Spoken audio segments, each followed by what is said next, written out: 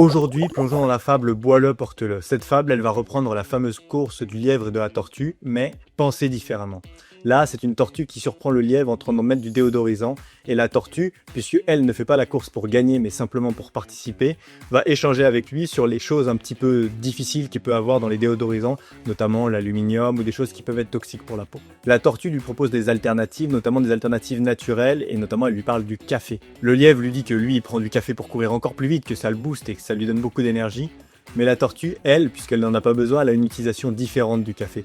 Et elle va lui expliquer qu'on peut utiliser le café comme propriété physique dans nos textiles pour pouvoir produire des vêtements qui vont absorber les mauvaises odeurs. Par exemple, ce t-shirt qui a été fait par la marque Escafé qui ont inspiré la fable, va être fait avec du marc de café intégré directement dans le textile.